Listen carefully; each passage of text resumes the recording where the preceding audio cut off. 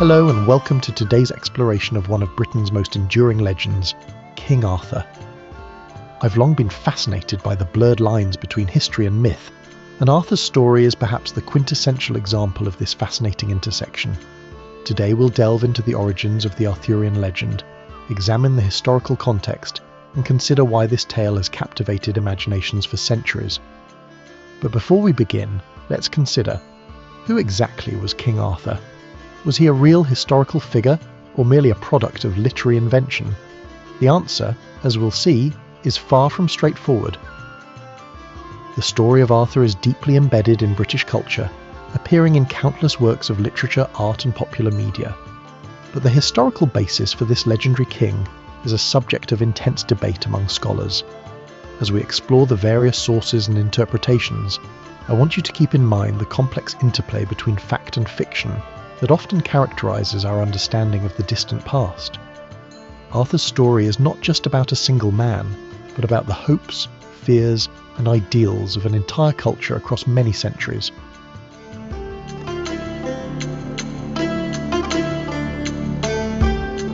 To understand the origins of the Arthurian legend, we must first look at the earliest written sources that mention him. The first datable reference to Arthur comes from a 9th century Latin historical compilation known as the Historia Britonum, traditionally attributed to a Welsh cleric called Nennius. This text lists 12 battles that Arthur supposedly fought, culminating in the Battle of Badon. It's important to note, however, that this source was written several centuries after Arthur was said to have lived, which immediately raises questions about its historical accuracy. Another early source is the 10th century Annales Cambriae, or Welsh Annals. This text mentions Arthur in connection with the Battle of Badon, dating it to between 516 and 518 AD. It also refers to the Battle of Camlan, where Arthur and Medrawd, better known as Mordred, were both said to have perished, placing this event between 537 and 539 AD.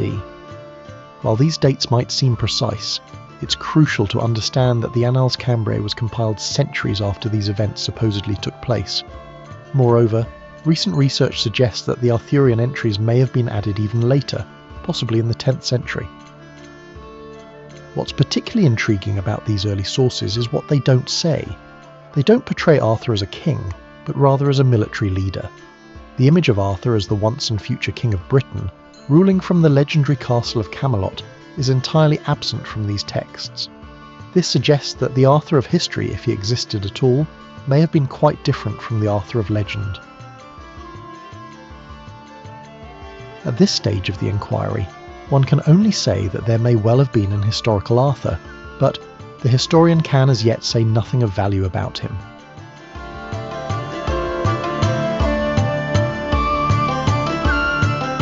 The earliest literary references to Arthur come from Welsh and Breton sources, and it's here that we begin to see the character develop beyond a mere military leader.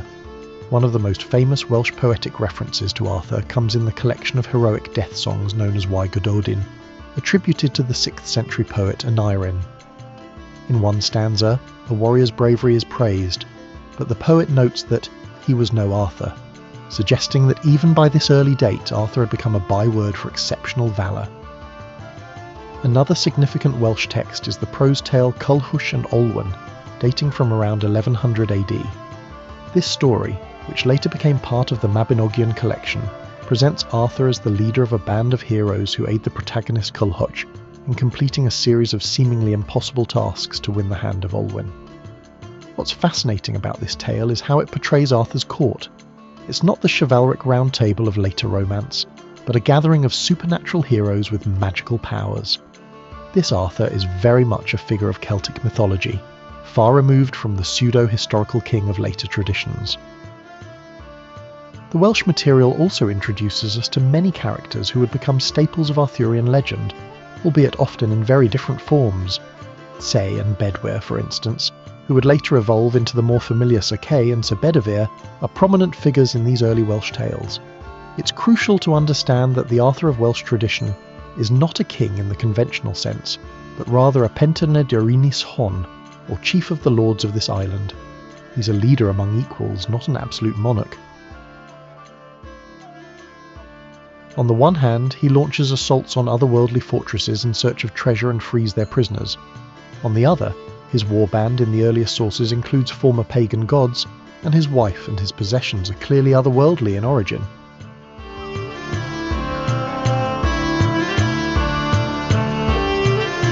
The Arthur we're most familiar with today, the King of all Britain, the husband of Guinevere, the wielder of Excalibur, owes his existence largely to one man, Geoffrey of Monmouth.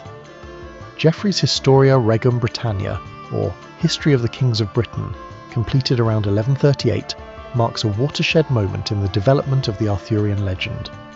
It's here that we first encounter the narrative of Arthur's life that would become the basis for centuries of literature and art. Geoffrey presents Arthur as a descendant of Constantine the Great, born of a magical deception orchestrated by Merlin, in which Arthur's father, Uther Pendragon, is disguised as Gorlois to sleep with Igraine. The young Arthur succeeds to the throne at 15 and embarks on a series of military campaigns, culminating in the conquest of much of Western Europe.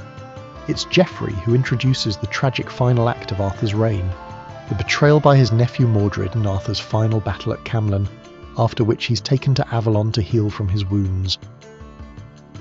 What's crucial to understand about Geoffrey's work is that it's not history in any modern sense. It's a blend of genuine historical tradition, creative interpretation of earlier sources, and outright invention. Geoffrey claimed to be translating from a very old book in the British tongue, but no such book has ever been found, and most scholars today believe it was a literary device to lend authority to his work.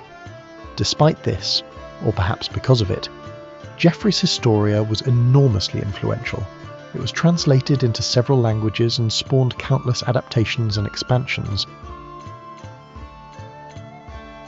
Geoffrey makes the Welsh Medrawd into the villainous Modredus, but there is no trace of such a negative character for this figure in Welsh sources until the 16th century.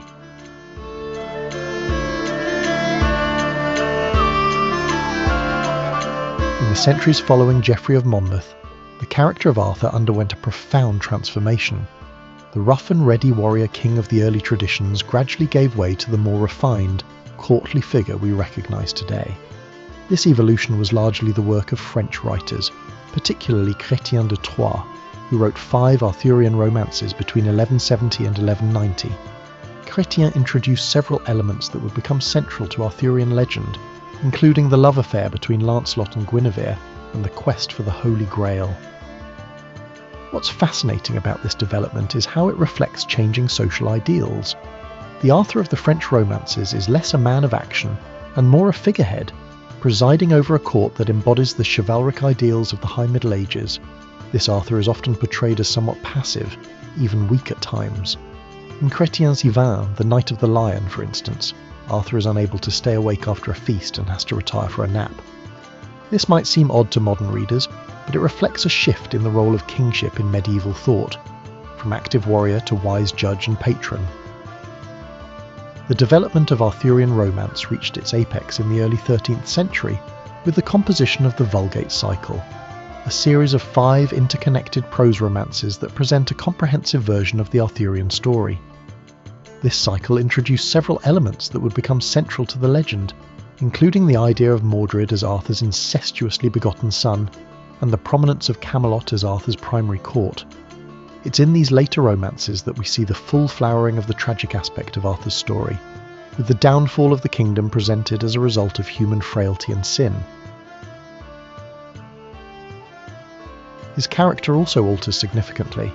In both the earliest materials and Geoffrey, he is a great and ferocious warrior who laughs as he personally slaughters witches and giants, and takes a leading role in all military campaigns, whereas in the continental romances he becomes the roi fainéant, the do-nothing king, whose inactivity and acquiescence constituted a central flaw in his otherwise ideal society.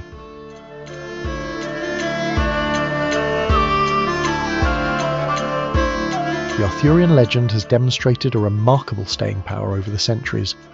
After a period of relative neglect in the 17th and 18th centuries, it experienced a major revival in the 19th century, particularly with Alfred Tennyson's Idylls of the King. This renewed interest wasn't just literary, it also had political and cultural dimensions. In the Victorian era, Arthur became a symbol of ideal kingship and chivalric virtue, reflecting the values and aspirations of the British Empire at its height. In the 20th and 21st centuries, Arthur has continued to be a source of inspiration for writers, artists and filmmakers. What's particularly interesting is how adaptable the legend has proven to be. We've seen Arthur reimagined as a Roman officer, a Celtic warlord, and even as a modern-day politician. Each retelling reflects the preoccupations and values of its time. T.H. White's The Once and Future King, for instance, uses the Arthurian story as a vehicle for exploring issues of power and morality in the context of the Second World War. What I find most compelling about the Arthurian legend is its ability to speak to fundamental human experiences and aspirations. The idea of a golden age of justice and harmony, lost but perhaps recoverable, resonates deeply across cultures and times.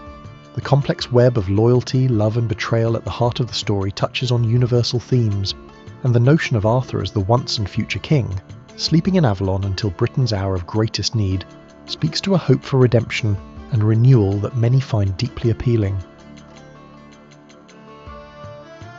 The popular notion of Arthur appears to be limited, not surprisingly, to a few motifs and names, but there can be no doubt of the extent to which a legend born many centuries ago is profoundly embedded in modern culture at every level.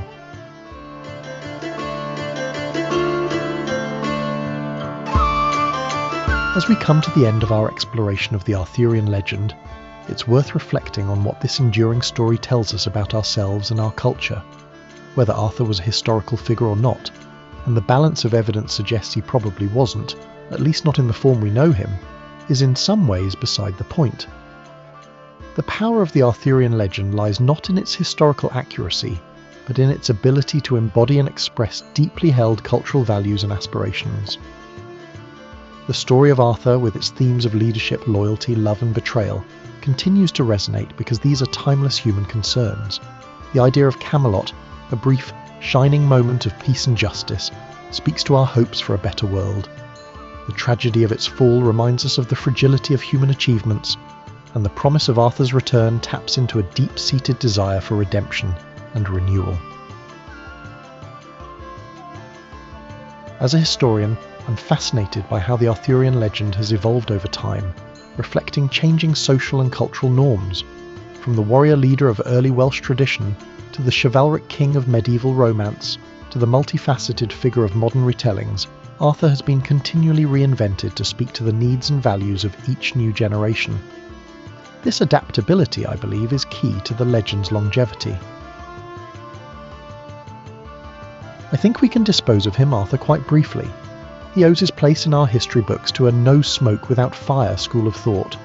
The fact of the matter is that there is no historical evidence about Arthur. We must reject him from our histories, and above all from the titles of our books. In conclusion, while we may never know if there was a real King Arthur, the impact of his legend on Western culture is undeniable. From literature and art to popular culture and even politics, Arthur's influence can be seen everywhere. As we continue to retell and reimagine his story, we're not just repeating an old tale, but engaging in an ongoing dialogue with our past, our values, and our hopes for the future.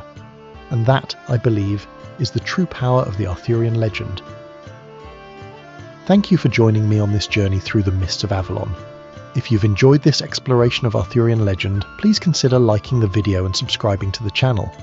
Your support truly does make a difference and allows me to continue delving into these fascinating historical topics.